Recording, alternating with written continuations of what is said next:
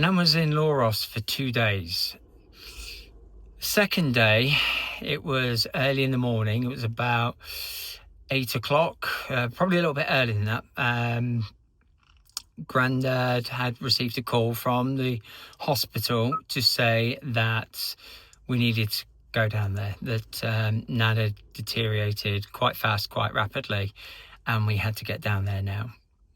So me, Richard, Grandad, Uncle and Sandy went to Loros and we saw my Nan. Now, unfortunately, Nan couldn't talk.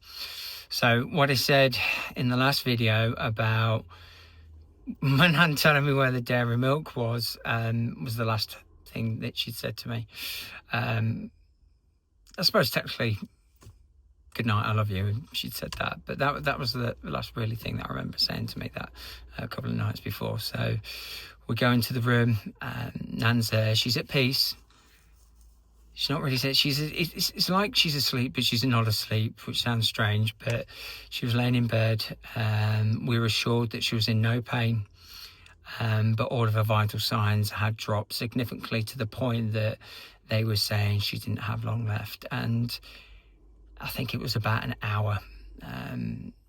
She breathed for the last time and then she passed away. There was a psalm on the side that Grandad said was quite fitting of the moment, which he read out loud to us all. Then he kissed Nan goodbye and said, "Goodbye, my darling." It's not nice. I watched my Nanny Andy die. Nanny Andy, unfortunately, old age. She went into hospital.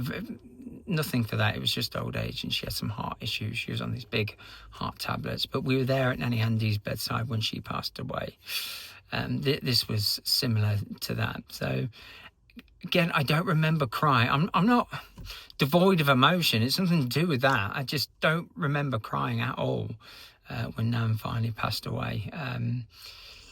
We all gave each other a hug, and then we started to say our goodbyes and then leave the room. My uncle, he's not going to remember this, but I do. As we were walking down the corridor, Grandad was lagging behind. I think he stopped to speak to one of the nurses, but my uncle said, "What the fuck was that palm reading about?" It just made me laugh at the time. You know, in the darkest times that you have, it's not wrong to laugh. We all deal with grief and sadness in our own ways. Still having a laugh is not a problem. We're human. We're not programmed like robots that when we lose a life, that's it, die. Of course, don't laugh when somebody's going away, but you've got to see the light inside of the dark, because it will drive you nuts if all you ever see is the darkness and the pain and the horror that these type of events can bring on. But that was it. That was my Nan, unfortunately, passing away. Then we lived with my Grandad for a bit, and then we got older and things started to go a completely different route, which I'm going to get into next, because then we'll get into my journey. So love you, Nan. Thank you for bringing me and Richard up. Thank you for everything you did for us. If it wasn't for you and Grandad, me and Richard would be in completely, utterly different places right now.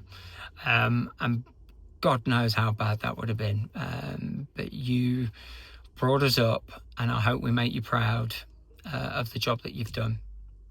And Mum, I know you're watching, because I know you are. I hope we make you proud as well. And thank you for everything you did while you were alive. You were so full of energy and fun. So despite the fact I've lost 2 close members of family to cancer, I still believe they're in a better place. They're both happy.